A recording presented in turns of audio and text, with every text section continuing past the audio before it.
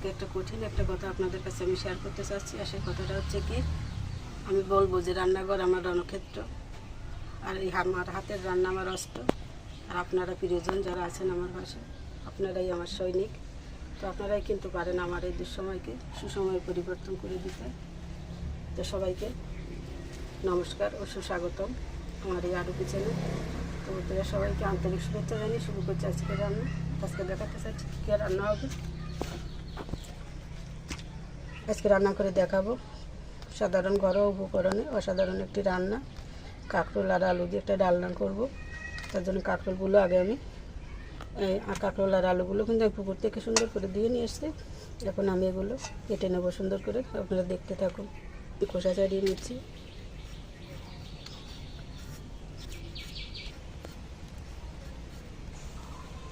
আলুটা এভাবে খোসা ছাড়িয়ে নিলাম। আমি এভাবে গোল গোল করে কেটে নেব। দেখে দিচ্ছি, এভাবে কেটে দেখাচ্ছি। আমি কাঁকরোলগুলো দুপাশ থেকে একটু কেটে ফেলে দিলাম। আর আমি এই গাছ থেকে কিন্তু কাঁটাগুলো ফেলছি না, যাতে এগুলো থাকলে কিন্তু দেখতে সুন্দর লাগবে। তো আমি কাঁকরোলটা ওইভাবে গোল গোল করে কেটে নেব। কষি, বীজটা কিন্তু শক্ত হয়নি এখনো। তরকারি এভাবে করে কেটে নেব। তো বন্ধুরা, তরকারিতে এই যে আমি সুন্দর করে কেটে পরিষ্কার করে দিয়ে নিলাম। আর এই যে ডালনাটা রান্না করার জন্য আমি এখানে মশলা নিয়েছি। এখানে নিয়েছি জিরা আর ধনিয়া বাটা, এই দুটো কিন্তু একসাথে। এই বেশি জিরা বাটা, এই বেশি ধনিয়া বাটা, এই বেশি নিয়েছি আদা বাটা। আর এখানে নিয়েছি সামান্য নারকেল বাটা আর সরিষা বাটা।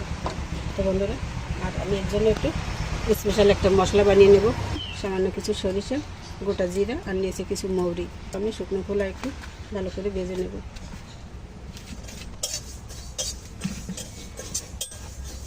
মশলাটা আমি হালকা করে ভেজে নিলাম।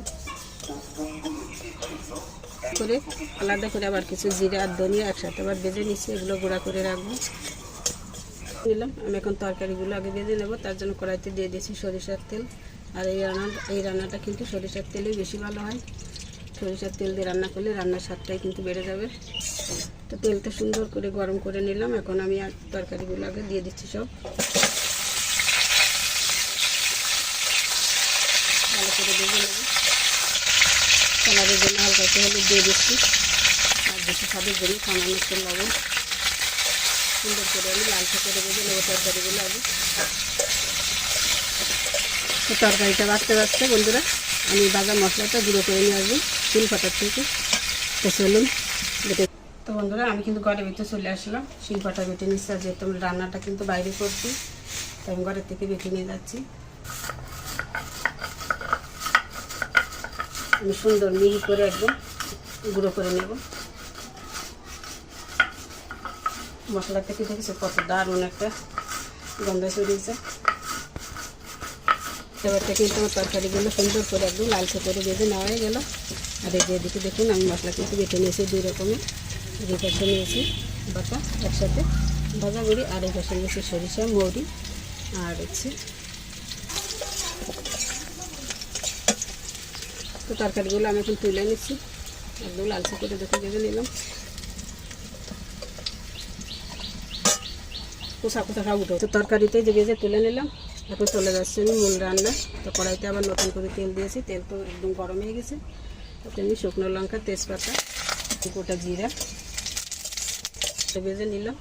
এখন দিয়ে দিচ্ছি সামান্য একটু হলুদ, আদা বাটা, জিরা বাটা, ধনিয়া বাটা, লঙ্কার গুঁড়ি।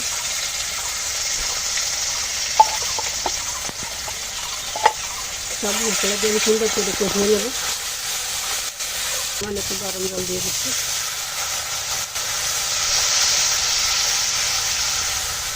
আমি এভাবে করে মশলাটা কষিয়ে নেব। মশলার ভিতরে দিয়ে দিচ্ছি দুটো এলাচ, দুটো লবঙ্গ আর দিচ্ছি দুটো দারচিনি।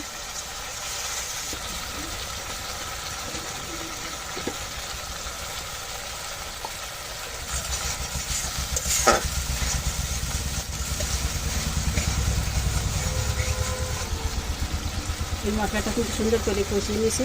আবার কিন্তু আরেকটু জল দিয়ে দিচ্ছি। আবারও ধীরে ধীরে মশলাটা কষাবো। এখন দিয়ে দিচ্ছি 1 চামচ নারকেল বাটা। এটা আজকের রেসিপিটি সম্পূর্ণ নিরামিষ পদ্ধতিতে করছি। আপনারা চাইলে কিন্তু এখানে পেঁয়াজ রসুন দিতে পারেন। আজকে বৃহস্পতিবার আমরা নিরামিষ পদ্ধতিতে করে নিচ্ছি। আর এইভাবেও কিন্তু দারুণ লাগে খেতে, আপনারা বাসায় একবার ট্রাই করতে পারেন। মুখে লেগে থাকার মতো স্বাদ হয় কিন্তু তরকারিতে। দেখুন মশলা থেকে তেল কিন্তু সম্পূর্ণ আলাদা হয়ে গেছে, অর্থাৎ কষানোটা কিন্তু সম্পূর্ণ হয়ে গেছে। এখন আমি ভাজা তরকারিগুলো দিয়ে দিচ্ছি, সুন্দর করে আমি কষাতে থাকবো।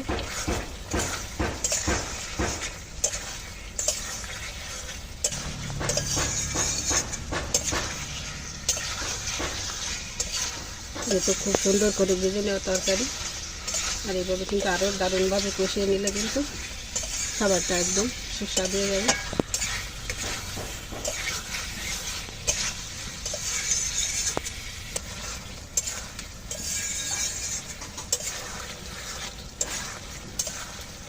তরকারির স্বাদটা কিন্তু মশলা কষানোর থেকে চলে আসবে অর্ধেকের বেশি। আর দেখুন দেখতে দেখতে কিন্তু গ্রেভিটা একদম আকর্ষণীয় হয়ে উঠেছে। কিন্তু কালারটা দেখুন বন্ধুরা, কালারেই কিন্তু বলে দেবে তরকারিতে স্বাদ কেমন আসে। আমি এখন গরম জল দিয়ে দিচ্ছি, আর গরম জল দিলে তরকারির স্বাদ কিন্তু একদম সম্পূর্ণ বদলে যায়। তো বন্ধুরা গরম জল দিয়ে এভাবে রান্না করতে পারেন ভিডিওটি।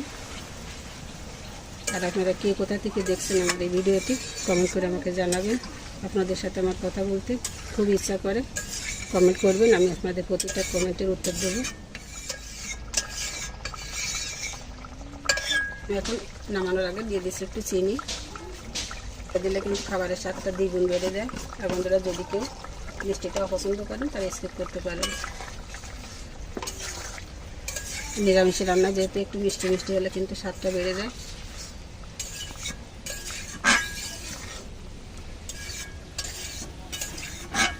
হয়ে গেল। আমি খুব সব শেষে এই যে স্পেশাল মশলাটা বানিয়েছিলাম মৌরি, জিরা আর সরিষা দিয়ে, সেখান থেকে 1 চামচ দিয়ে দিলাম। এতে কিন্তু রান্নার স্বাদটা বৃদ্ধি পাবে। খেয়ে নিলাম সুন্দর করে। আর গ্রেভিটা দেখুন কত সুন্দর মাখা মাখা হয়ে গেছে। আর এই পদ্ধতিটা আপনাদের কাছে কেমন লেগেছে কমেন্ট করে জানাবেন। আর যারা চ্যানেলটি এখনও সাবস্ক্রাইব করেননি তারা সাবস্ক্রাইব করে রাখবেন, পাশের বেল আইকনটিকে প্রেস করে রাখবেন, যার জন্য আর কি আমার নিত্য নতুন রেসিপিগুলো আপনাদের কাছে সবার আগে পৌঁছে যায়। তো আমি এখন তরকারি নামিয়ে নিচ্ছি। তরকারি কতটা লবণীয় হয়েছে, তো আমি এখন নামিয়ে নিচ্ছি। দেখতে যতটা হয় খেতেও কিন্তু তার থেকে বেশি দুর্দান্ত হয় বন্ধু। আমি তো নামিয়ে নিলাম তরকারি। এখন সবশেষে এই যে ভাজা যে জিরার ধনিয়ার গুঁড়োটা করেছিলাম সেটা একটু দিয়ে দিচ্ছি, 1/2 চামচের থেকেও কম। এই উপর থেকে একটু এভাবে ছড়িয়ে দিলাম। এতে কিন্তু খাবারের ফ্লেভারটা কিন্তু দারুণ হয়। তো বন্ধুরা এই যে আলু আর কাঁকরোল দিয়ে আমার এই ডালনা রান্না আপনাদের কাছে কেমন লেগেছে? আমি নিরামিষ পদ্ধতিতে কিন্তু সম্পূর্ণভাবে রান্নাটা করে নিলাম। আর আপনারা চাইলে এখানে পেঁয়াজ রসুন দিয়ে আরও আকর্ষণীয় করে রান্না করতে পারেন। তো বন্ধুরা আমি একটা কথা গ্যারান্টি দিয়ে বলতে পারি, পেঁয়াজ রসুন দেন আর মাছ দেন যাই হোক না কেন, সব কিছুর থেকে কিন্তু এই স্বাদটা কিন্তু মাছ মাংসের স্বাদকে হার মানিয়ে দেয়। তো বিশ্বাস যদি না হয় আপনার বাসায় ট্রাই করুন আর কমেন্টে জানান আমাদেরকে কেমন লেগেছিলো আপনাদের কাছে। তো বন্ধুরা সবাই ভালো থাকুন, সুস্থ থাকুন। আজকের মতো ভিডিওটি এই পর্যন্ত রাখছি। সবাইকে অসংখ্য ধন্যবাদ ও নমস্কার।